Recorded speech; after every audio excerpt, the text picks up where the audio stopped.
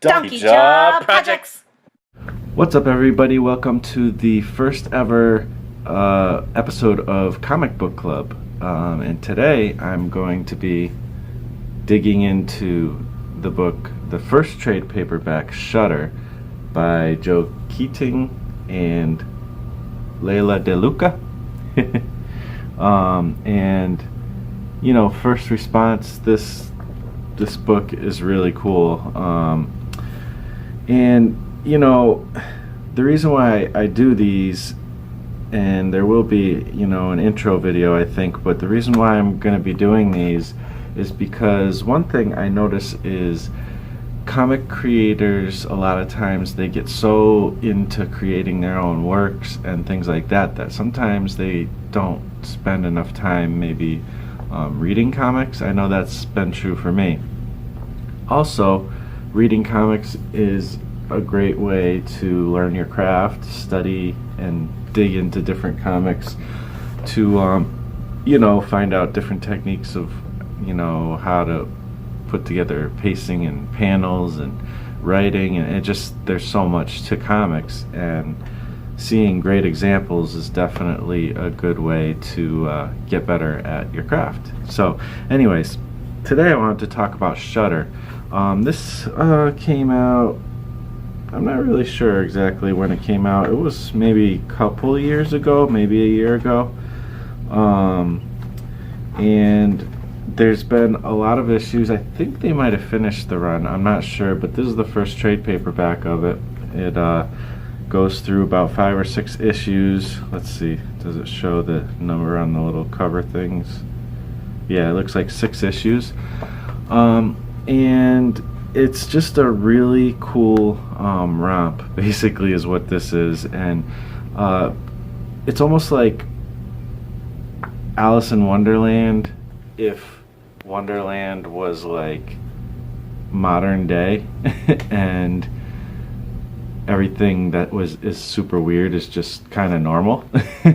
So it's like anything kind of goes here, you know. You got fantasy elements, sci-fi elements, elephants, everything. Like, I don't know if I've seen an elephant in this yet, but there's been a lot of, you know, anthropomorphized creatures and just like ninja ghosts and like talking clock cat, and I don't know, there's just all kind of robots, things like that, so many things. But basically this story kind of opens up as like, and I think in these videos there are going to be spoilers, so just to let you know, but because we're going to be digging into just the different aspects of storytelling, trying to get better and learn. And of course you guys can follow along with me, and I'll start announcing what book I'm going to do next as we go.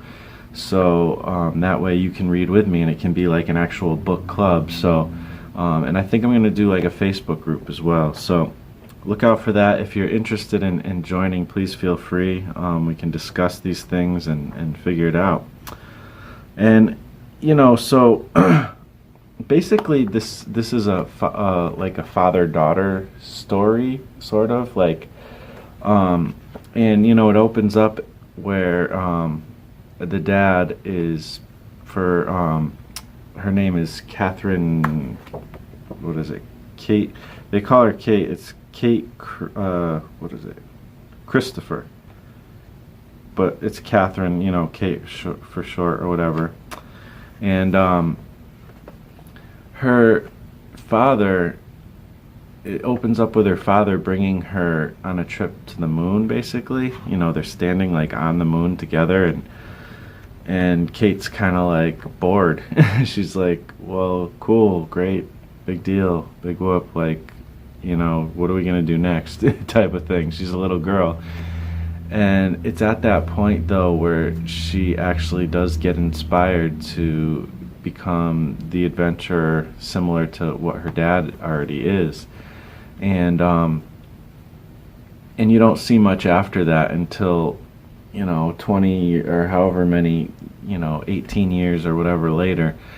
And she's has already become an adventurer. She's she loves photography, which isn't like explicitly obvious, but I just know that's a big theme because I've listened to like interviews, and I mean the cover shutter is like a photography, thing, and so and all these pictures she's carrying like like a camera and stuff. So the reason though I say that is because she like wrote books and stuff according to this, and she's like this famous adventurer, and but she's kind of at this point where she's not doing adventures anymore, and you'll get to find out why. I'm not going to do crazy spoilers, but it's just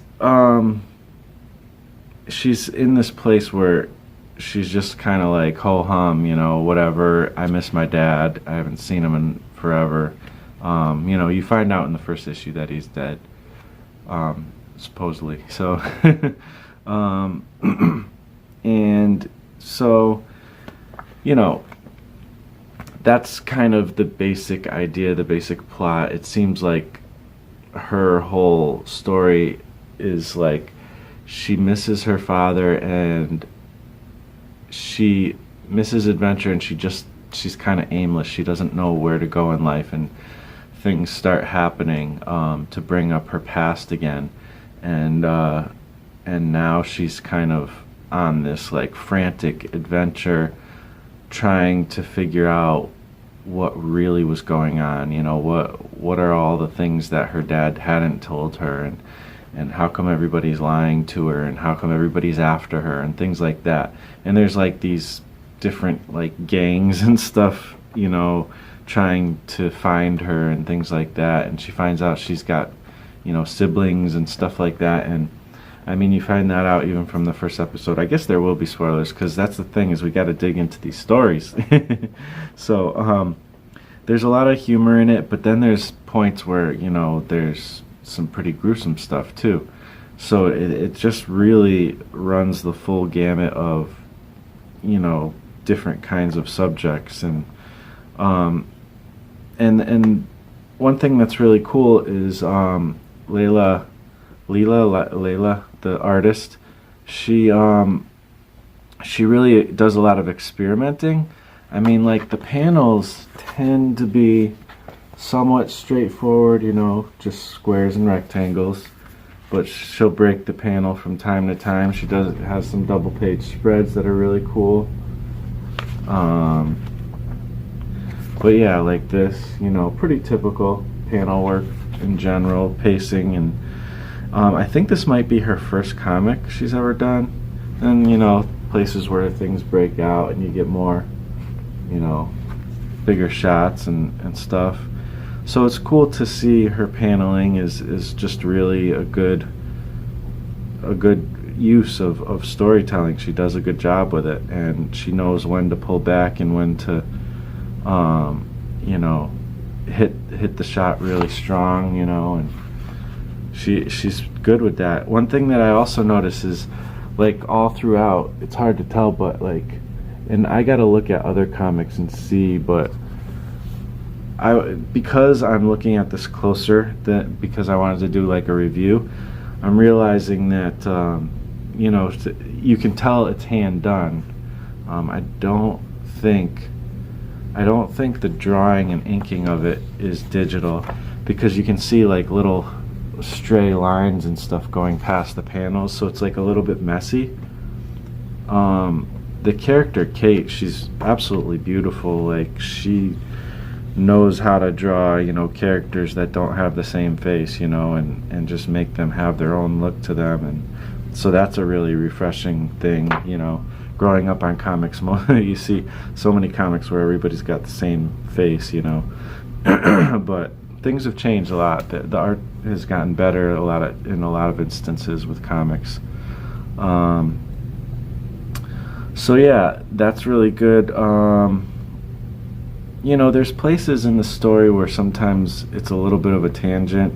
Not very much though. Like it's pretty, things happen for a reason, and the things that might seem like a tangent, maybe they come up later as maybe they weren't really, so much of a tangent. trying to think. You know, it's really interesting story. It's definitely something where, like, by the end, I was like, I need to know more. I want to read the next book. I can't wait.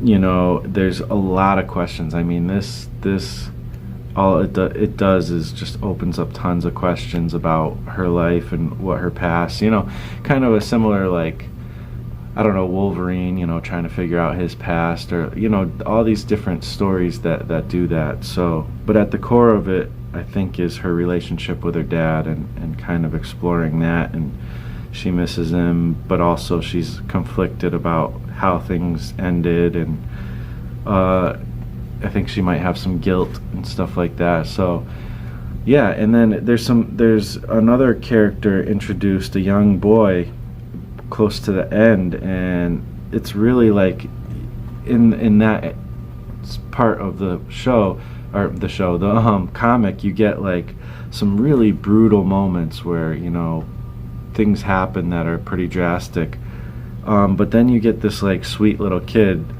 that seems like kind of innocent, and like the first introduction, I love it. He's like when they first meet, he's just like, his first question is, do you like dinosaurs? And it's just like a typical kid that age would love dinosaurs, and he's just interested in dinosaurs, you know. So it's like really kind of cute, and then it contrasts later with stuff that has to happen. So it's very interesting, very good read. I definitely would recommend it. I can't wait to get the next volume 2, and I think it's a completed series by now. So maybe there's a full book I can get to kind of read the whole thing. I don't know. We'll see. But hopefully you enjoyed this. Hopefully you got something from this. I want to keep digging deeper into story. I'm trying to learn how to be a better storyteller, and what the core of story really is. And this is one way that I plan on doing it. And let's see. So yeah, I don't know. That's about it. If you want to join along, I'm gonna be reading another book for next month, and I'm gonna do these once a month. I'm gonna do my best to do one video a month. And I'm going to open up, and by the time this video goes live, I'll probably have already created the Facebook group for people to join in. And, you know, people can, you know, ask me what they want me to read. But the thing is I got like tons of comics that, you know, a lot of them I have read, but a lot of them I haven't read too. And so I'm going to try to go through stuff that I already have for a little while. So I'm going to kind of do like a voting thing, but if you have any suggestions, most of the stuff I'll probably review or dig into are, you know, more on the indie side, or probably not much from the big two, unless, but I'm sure I'll dip into the big two from time to time as well, but mostly on the indie stuff. That's the stuff I really love. And you know, so what I'm going to do next is one of these 3 books. Let me know which one you want me to do. Long Shot, I've had this for a long time and never read it. Arthur Adams' Innocenti? I don't know how to pronounce it, sorry. But I've heard it's interesting, and I'm curious. I don't really know much about Long Shot, except for that his powers are surround being fortunate and lucky, I guess. I don't know. Interesting thing, we'll see. Orkstain, I actually started reading this a while ago, but I never got through it, much like happens a lot of times for me. But one of my favorite artists, James Stokoe, created, drew, wrote everything. He's got this crazy detailed / manga-esque type of style, Mobius, you know, influences in there, things like that. Yeah, so I'm going to check this out. Let me know. And then this one, Remind, Jason Brubaker, Volume 1. All of these are, well, this is Volume 1 as well. And, you know, I just want to, I'm a big fan of what Jason Brubaker does as a YouTube person, and also as a comic creator, and how he's created a career. So, and I'm also curious about his stories, because I think from what I can tell, he's got a lot of heart and a lot of passion behind what he writes, and he really, I'm curious to see what he's writing about and stuff like that. And I like his art style and all that too. So, what do you think? Which one should I read next? All these I think are super interesting, and I'm looking forward to reading them all. So let me know in the comments section, and check out the group. Let me know if you want to be a part of this. You know, you can, what each month, if you want to make your own video about what your thoughts were, or you can just chime in the Facebook group, or there's probably a lot of different things you could do, like a blog post or whatever. Let me know, link me to it. If you're interested, if you've read Shutter, feel free to join in already with this, and let me know your thoughts on the book. That's about it. Thank you for checking out the first installment of Comic Book Club, and I will talk to you on the next episode. Peace out. Thank you everybody for watching, and thank you to all my patrons on Patreon for all the support. And if you like this, please like, comment, and subscribe, and let me know what you want me to read next. It all has to do with you. Also check out the link below for the Facebook group. I'll talk to you later.